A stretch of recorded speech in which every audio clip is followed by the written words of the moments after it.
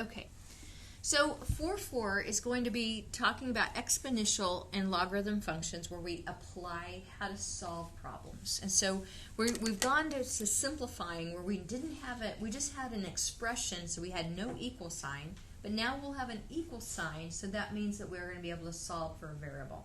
We do need to still remember, just like we had on the flashcards a second ago, anything that we get, x is going to have, like when we solve for something, we still can't take the log of a negative number. And so a lot of times when you, when we see the explanation of that, we'll also have to double check if we're solving for x, then we need to kind of maybe put some restrictions on it at times. Okay, with that, the very first one is talking about if the base is going to be equal to each other, and then that means that the powers have to be equal to it. So if I have b to the m power is equal to b to the nth power, that means m equals n. And so it kind of makes, it's logical in a sense, an idea. If I have 5 to the x power is equal to 5 to the third power, they're saying that x has to equal 3, okay? That would kind of make sense that you'd have the same number. 5 to the third equals 5 to the third. That makes sense. But a lot of times they're not just like that easy. But we can manipulate them so that they are. So like on the first one, if I have 5 to the 2 minus x power, but then I have equals 1 over 125. What I want to do is I want to change this one to have the same base.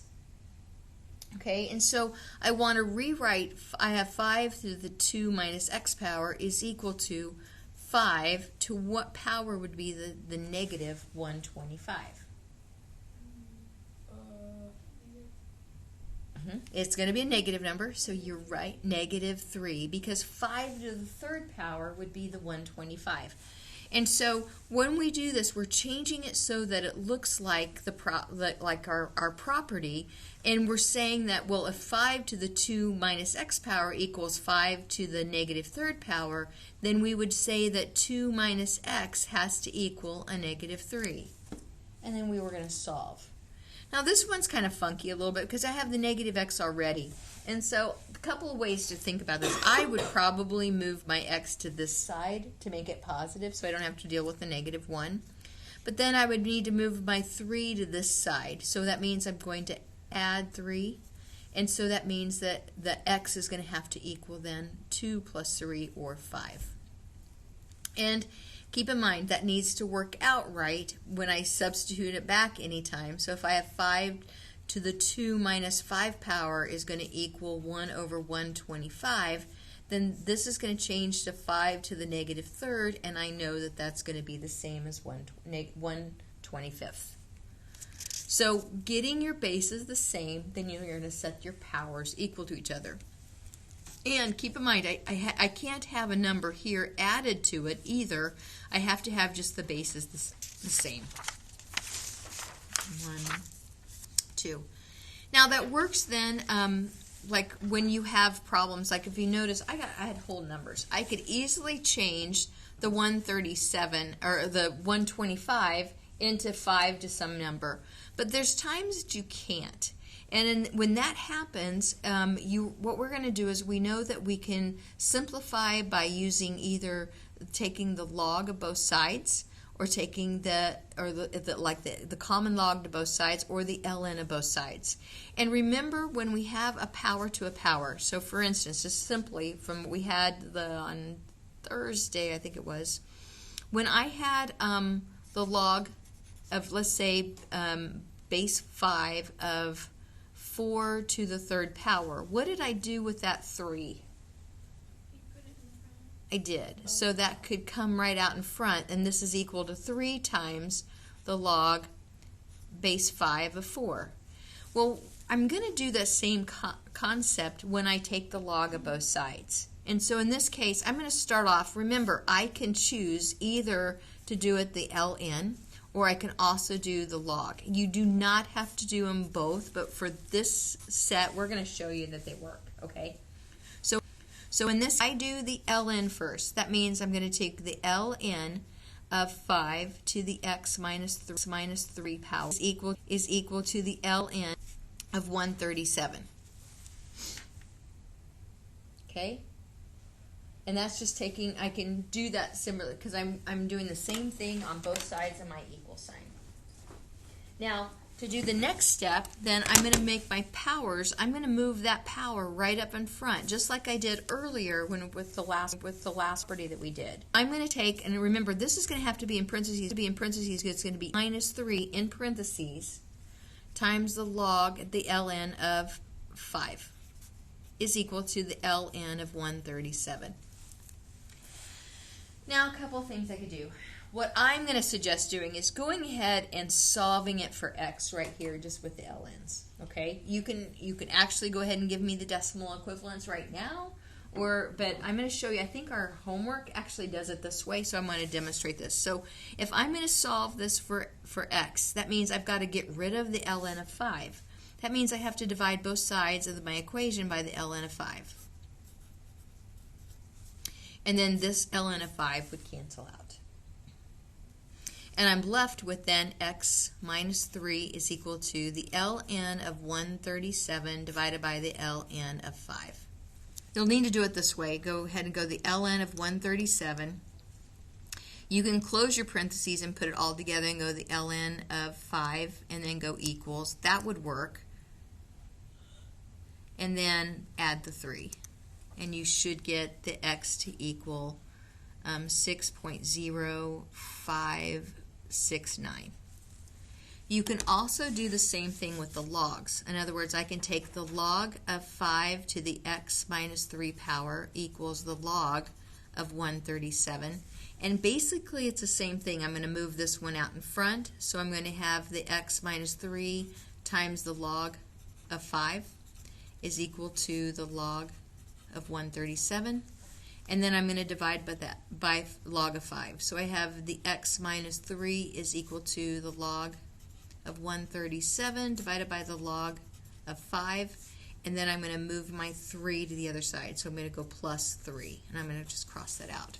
So by using log function, I have the log of 137 divided by the log of 5.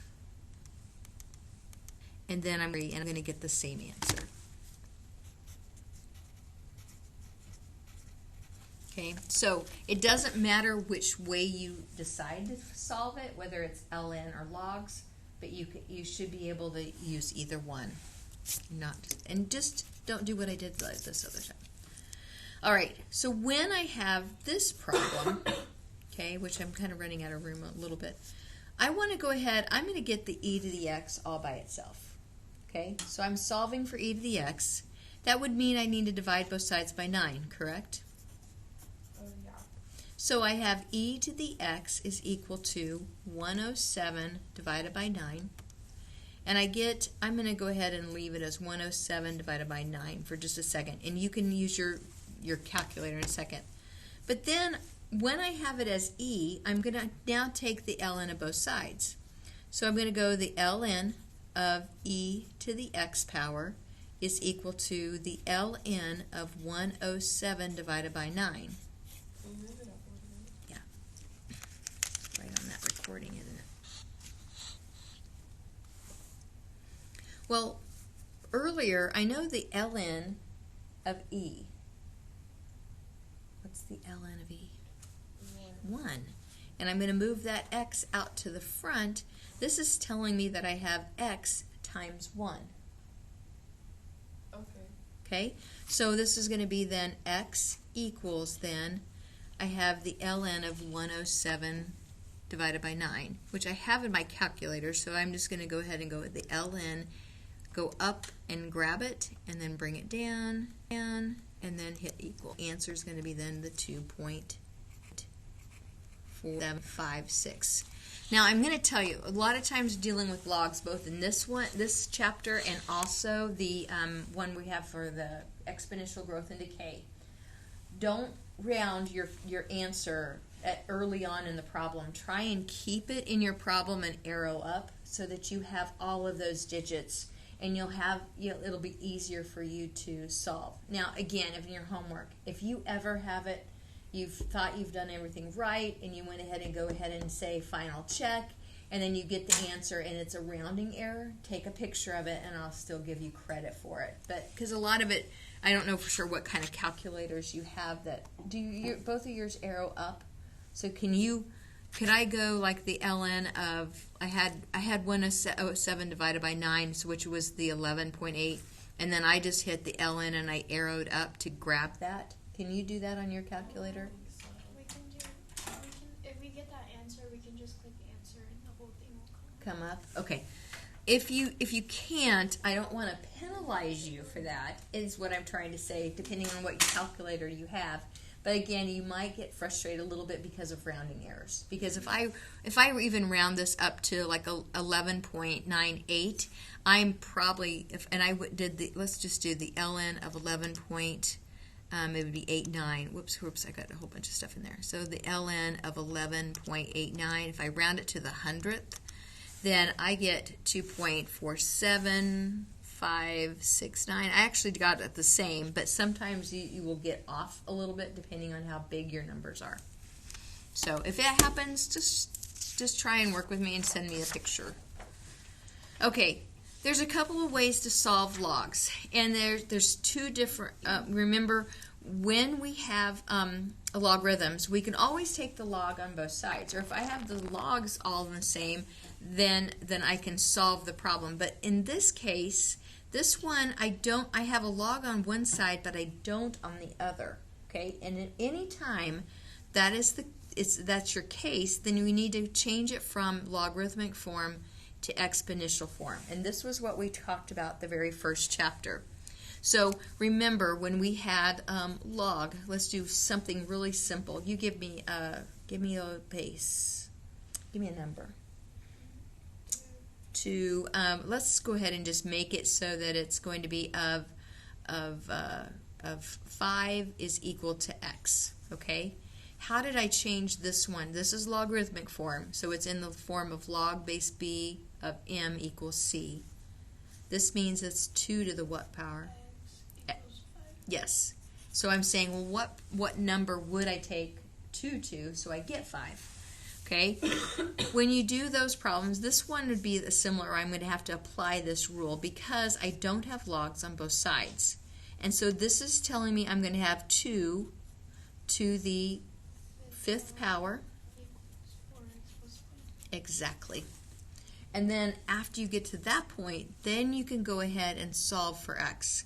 And so 2 to the 5th is going to change then to 32 is equal to 4x plus 1. Remember, you can, if you don't know your 5th powers, but you could just 2 to the 5th. I just happen to know. I know 2. I get up, you get, I don't know all of them, but I wouldn't know, I don't even know, I think I would know 3 to the 5th. So, 3 to the 4th is 81. But anyway, so you can grab your calculator and then just solve. So in this one, I'm going to subtract 1. So it's going to be 31 is equal to 4x, and then divide by 4. So x is going to equal 31 over 4. Now, some of the restrictions you have to think about is that inside my logarithm, it can never be 0 or less than 0. It has to be a positive number. So once you find a solution, you need to probably either just double check. Since this is a positive number and I'm only adding it, is there any way I'm going to get a negative number? No. So I'm not even going to mess with checking it. But if I happen to have a negative number, I would want to put it back in to see if it did change back to positive, or if it was a real small, if it was a subtraction here, I would definitely want to check and make sure that it didn't give me a negative number inside that parentheses or it's extraneous. Okay. Now on this one, notice that I have 2 logs on one side but no log over here. And that's also a clue that I'm going to have to change it from logarithmic form to exponential form. And what this means is that I'm going to first combine these two on this side because I need it to have it be so that it's just log base b of m equals c. But I know that for my properties, when I have a plus, that means I'm going to multiply. So this can change to log base 6 of x plus 3 times x plus 4. That was from Thursday's lesson, correct? Maybe. Maybe? Okay, one of those days last week. So then I can change it since I don't have a log over here. There's not another log. That means I'm going to write this in exponential form. So I'm 6 to what power? To the 1. Good. To x times x plus 4. Now, when I solve quadratics before, because this looks like a quadratic over on this side, which it is, but I need to kind of move this over. I need to set it equal to 0 in order for me to solve. So I need to expand this out. So it's going to be x squared. I'm going to have plus 4x plus 3x. So that's going to give me how many x? 7x. And then plus 12. And then I have still equals 6, but I need to subtract 6 from both sides. So 0 equals x squared plus 7x, and then in this case it's going to be plus 6. So now I'm going to say factors of 6 that add up to 7. 6 and 1. 6 and 1, x plus 6, and x plus 1. And then I'm going to come over here and I'm going to say, well, my solutions are going to be x is going to equal negative 6, or x is going to equal negative 1. And the reason I left a little room in this is that I'm going to go ahead and put it back into my equation. So in this one, if I have log, and I have base 6 of it, I have negative 6 plus 3, I don't even have to go any further, do I? Plus log base 6 of negative 6 plus 4, I've got a problem. Because negative 6 plus 3 is going to be a negative 3, and negative 6 plus 4 is going to be a negative 2, so this one is not going to work. It's extraneous. But does negative 1 work? And it could. So in this case, I'm going to go log base 6. I'm going to have negative 1 plus 3, and then plus the log base 6 of negative 1 plus 4. So in this case, I'm going to have negative 1 plus 3, so it's the log base 6 plus the log base 6 of 3 equal that. And so in this case, I am going to get a number, so it is going to work. So my only solution is going to be when x is equal to a negative 1. The other one is extraneous. Does that make sense? So even if there's one negative, it doesn't work out? When you put it back in, yeah, if one of them, like say this one made it negative but the other one didn't, you're right. It would make it, the whole problem, extraneous. Good question on that one. So yeah, 4. But here's the really cool thing, that sometimes when our logs are the same, so in this case, if I have logs on both sides of my equation, that means all I need to do is get it so that it's written as log base b of m equals a log base b of n, and then I know that m equals n. In other words, if I can combine, if I have logs on both sides of my equation, that means I get these two together and then I can just solve. So I'm going to start off with, I have log base 10, and I have of x plus 7 minus the log base 10 of 3. So what do I do when I'm subtracting? Divide. So it's x plus 7 over 3 is equal to the log of 7x plus 1. Now, because I have logs on both sides, I really don't need, I know that these two parts have to equal each other. So then my next step is just to set x plus 7 over 3 equaling 7x plus 1. And I'm going to solve. So what do you do for 3? Get rid of 3. Yep, I'm going to multiply both sides by 3. That means they'll cancel here, but then I'm going to multiply this side by 3 as well. So I'm left on the left-hand side is x plus 7 is equal to, and then I have 3 times 7x plus 1. So remember, I'm distributing it. So I'm going to go 21x plus 3. And then just subtract the 7. Yep. And move the x. So I'm going to go subtract, I'm going to go minus x, so I'm going to go 20x, and then I go minus 3. So I go 20x is equal to 4. X is going to equal 4 over 20, which is also the same as 1 over 5. You could also do the decimal on that one, and it could be point. Oh, 1 over 5.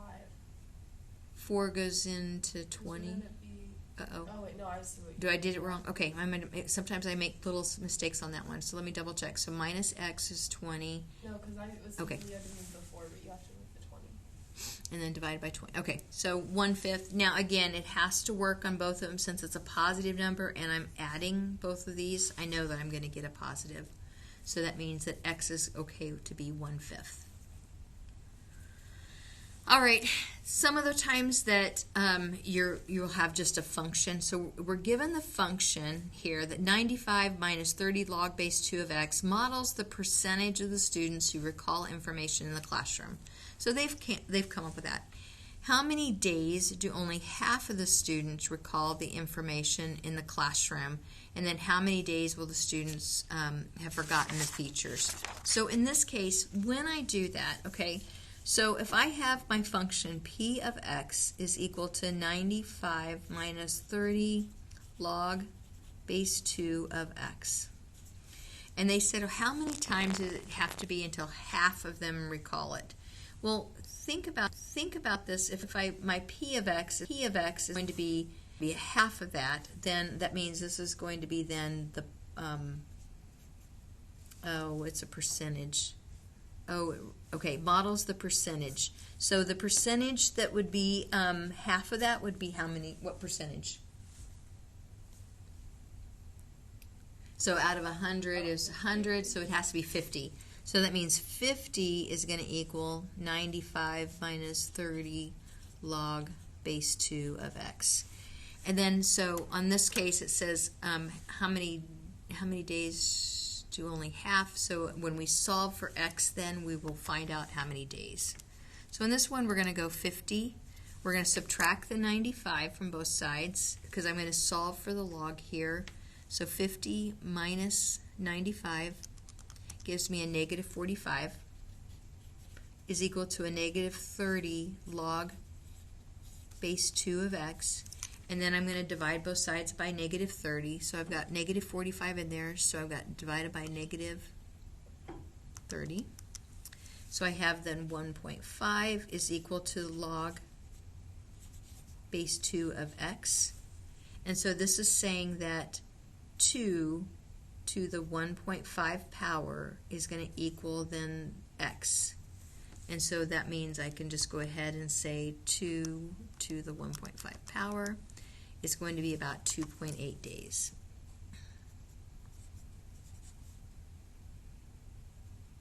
Did they tell me what to round to?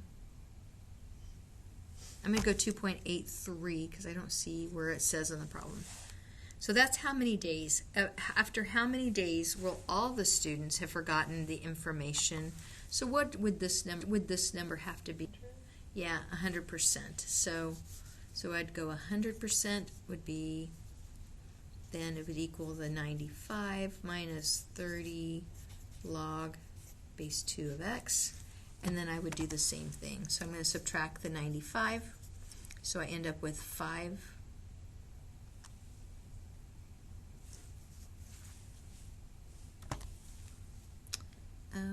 Or is it going to be 0? Sorry, it's going to be 0%.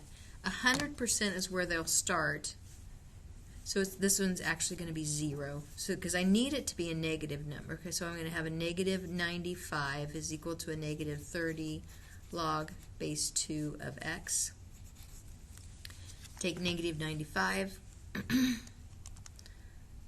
Clear. Negative 95 divided by a negative 30. And then I'll give me a positive number. Equals the log. And then I will take then 2 to the 3.616 power. So 2 caret that. And that will be then about 8 days. 8.99 days, or almost 9 days. Okay. That takes care of this one. So you do have a problem set on your lesson.